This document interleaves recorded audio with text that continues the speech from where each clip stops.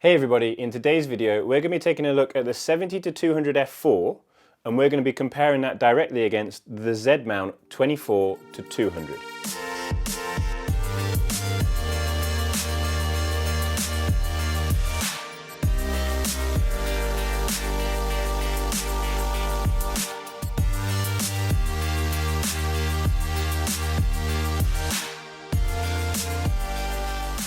So when I started doing the 24-200 videos, this was actually one of my most requested videos, and it's taken me a little bit longer than I would have liked to get this out, so I apologize for that.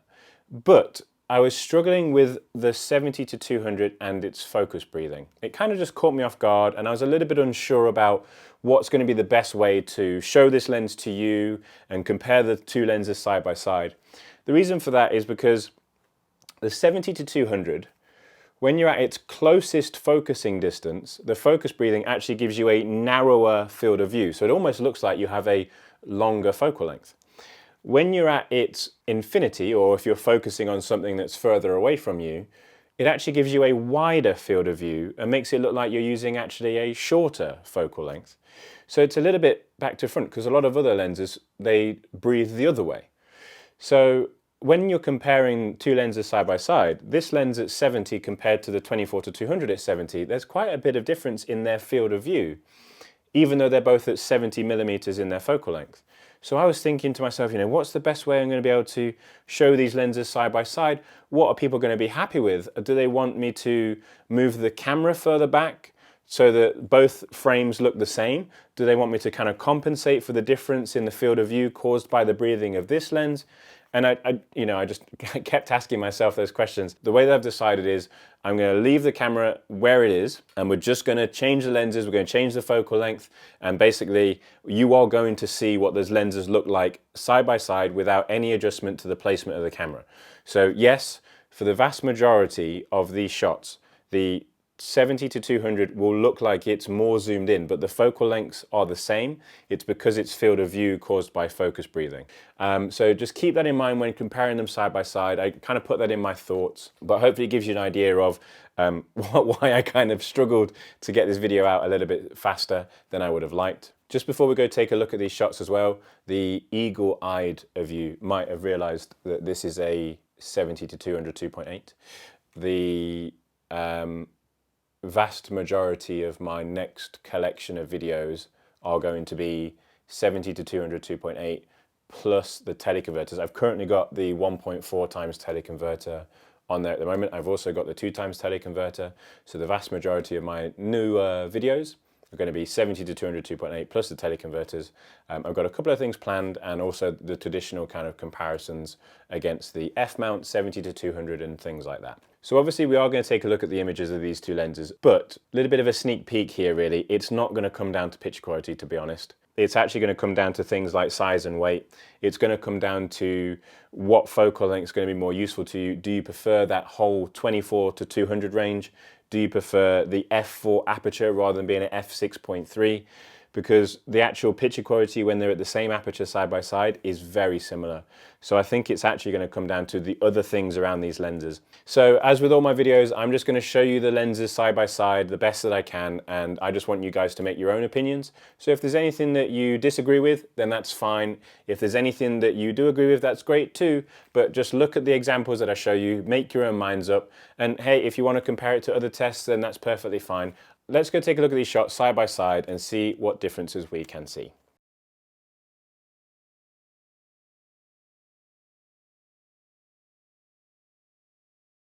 Right, so here we have on the left hand side the 24-200 at 70 millimeters and at f6, obviously because it's a variable aperture lens. And then on the right hand side we have the 70-200 f4, and because that is a constant aperture lens, it's at f4. So, a couple of things to note before we start zooming into these pictures to check picture quality. A couple of other characteristics.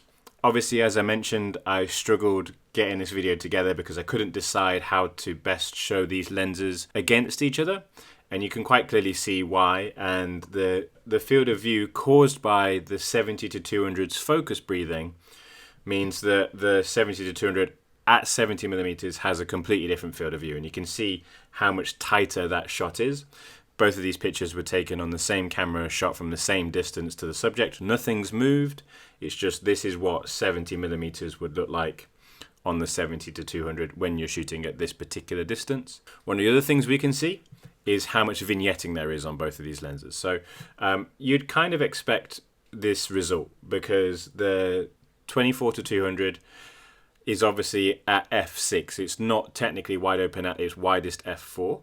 So at f6 there's still a little bit of vignetting in these corners, but there's nowhere near the amount of vignetting you would get from the 70-200. Obviously because the 70-200 is wide open at f4, but we can see there's a lot of vignetting up in the corners around the entire frame really. And one of the things that we'll do is when we stop the lenses down, we'll compare that vignetting as well, just to see how that performs throughout the focal length and throughout the aperture range. So let's go take a look at some of the details, sharpness, picture quality and things like that, and see if there's any differences we can see. Okay, so here we are at 1:1. Both the shots are synced together. In terms of sharpness though, even though obviously we're looking at this image a bit closer than this image is, I still think they look very similar. The level of detail and sharpness in both images is very similar. The way that they handle color is very similar as well. There's nothing that kind of jumps out at me as to say, oh, this one lens is better or this lens is better than the other in terms of their picture quality. That also then stands true as we move towards the corners of the frame. So when we start looking at this Z50 over here, we can see that the text and the sharpness of the text on the front of the lens is the same between the two. One thing we can see that's different is obviously the depth of field. So on the left hand side with the 24-200, we're obviously at f6. And on the right hand side with the 70-200, we're at f4. And we can see that difference straight away. So the difference in depth of field between f4 and f6. So here we are at 2:1, and again it's a very similar story. All the colors and shades are really nicely handled. Sharpness and level of detail is nicely handled as well. This, we're here at 2:1, and it's not like I'm screaming out to say this is sharper or this is sharper. I mean, it might be subtly sharper, but it could also be because we're slightly more zoomed in here than we are over here. I don't even think there's any real noticeable difference in contrast. I think maybe a little bit more contrast on the left, but I'd really have to be, I don't know if I'm just making that up by making me kind of look for differences, because everything I'm looking at right now is very similar. Depth of field difference there, so we get the difference of f6, f4, makes sense. And then when we get right over to the edge of the frame, so I think in terms of the sharpness of this area here, it's the same. This is obviously affected by depth of field, so I'm not going to count that.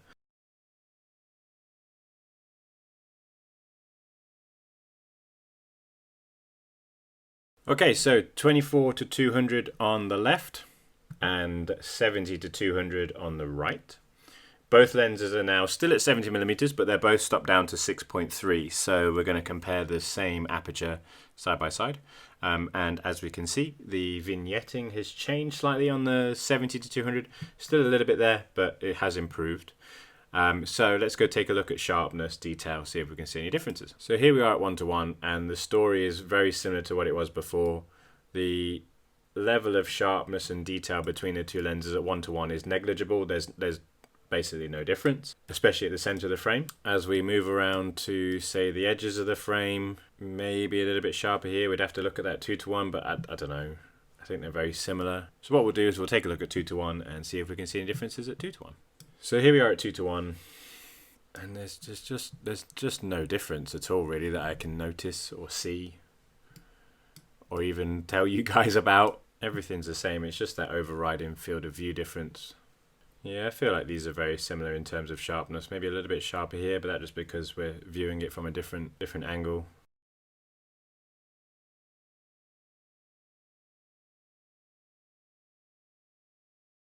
Here we have both lenses now at 135mm. We have the 24-200 on the left at 135mm at f6.3.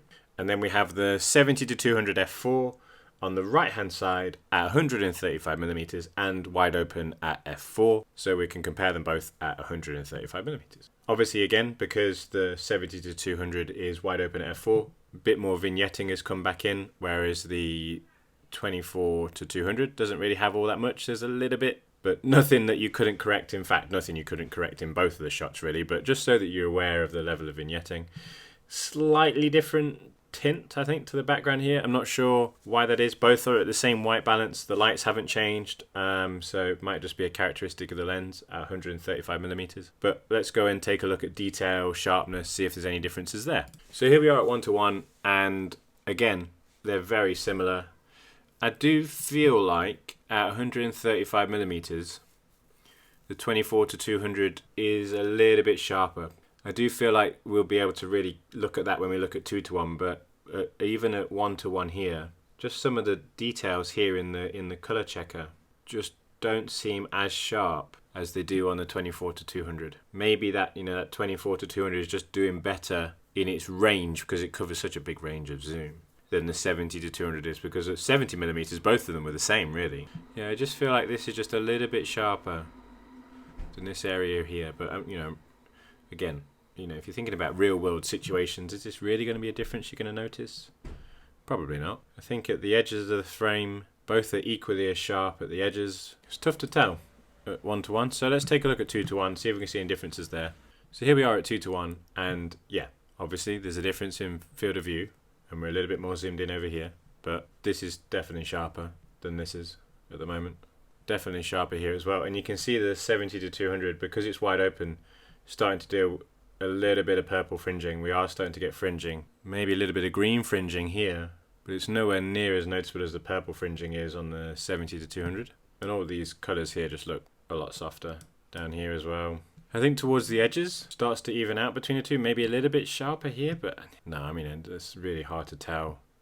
So again, really, they're kind of very similar, just a little bit of extra sharpness from the 24-200 at the middle of the frame. Bearing in mind though that the 70-200 is wide open at f4. So let's stop it down, see if they get equal in terms of sharpness at the middle of the frame, see if we can fix some of this, and see if the purple fringing disappears as well.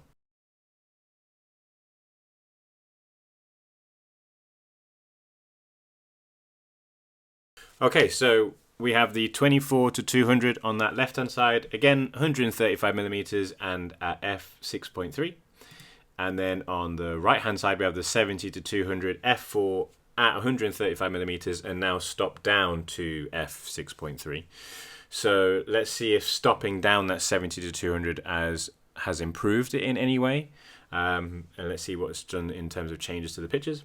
So here we are at 1:1, and the 70-200 is definitely cleaned up a lot. We're definitely not seeing any of the purple fringing, definitely a sharper image all round. Still looks very comparable to the 24-200 though. It's not like it's sharpened up to the point that it produces a better picture. I think it's just sharpened up to be equal to. Depth of field is very similar between the two. Corner detail is the same. Even here they're identical. Right in the edges of the frame here. Maybe a little bit softer here. I'm not sure. We'll take a look at that at 2:1. But yeah, I think stopping that 70-200 down has sharpened it up a lot, but it's definitely not sharper than the 24-200. So let's have a look at 2:1. So here we are at 2:1, and obviously framing the field of view aside, there's no difference. I mean, really, I mean, maybe slightly softer, maybe slightly sharper here. I mean, the pop of the white paint here is equal to here. For me, this is not something you're going to notice in real world photography. They're going to give you the same result realistically. It's not going to be about the picture quality. It's going to be about the focus breathing, the aperture of the lenses. That's the size, the weight difference. That's what's going to make the difference here. It's not going to be the outright picture quality. Maybe a little bit sharper. Nothing I'd worry about though. Nothing that would make me say, oh no, I want to choose that lens over the other lens. Because there's other things to consider. Size, weight, aperture, etc. Okay, right, well, let's move on to some other apertures and see if we can see any of the differences.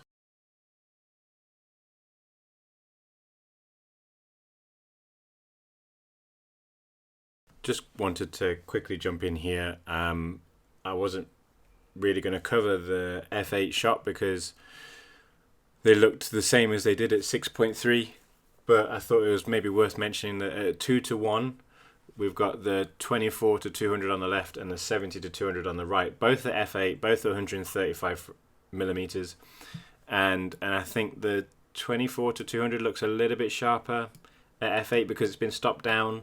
But I don't know if it's just because we're seeing the frame from a little bit further back. Yeah, it's a tough one. I think they're very similar at f8. There's even, even stopping both lenses down to f8, there's still no difference really. They are very, very similar lenses when it comes to their picture quality. Right, let's change the focal length.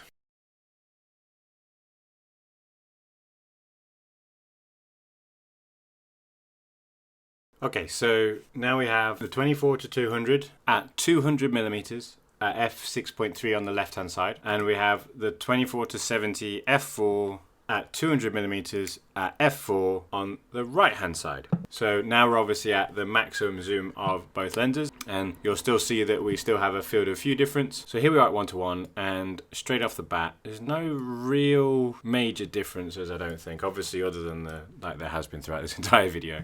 The different frame. Obviously one being at f4, we get a different depth of field. So here we are at 2:1, and I do think that the 70 to 200 is a little bit sharper. Yeah, well, now I look at this area and I'm kind of thinking, well, yeah, no, actually, you know what? 70 to 200, 2:1 at 200 millimeters is a little bit sharper. But again, is that something you're going to really notice in real world photography, this difference here? I would say not. It's only because we're looking at them side by side. So let's change some of the apertures around, see if there's any differences there.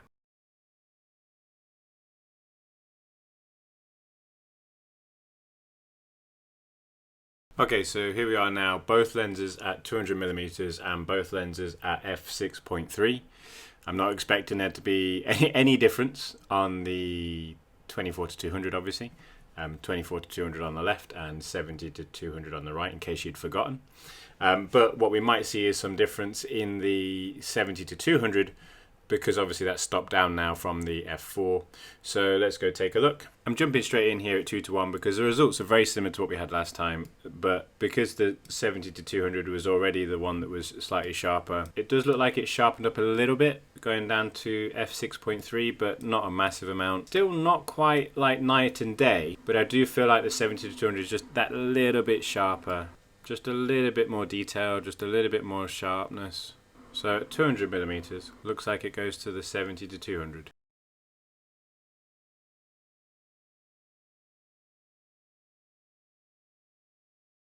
Okay, so we're here at f8, and I've jumped straight in at 2:1 because at 1:1 there's no real difference between what we were looking at previously.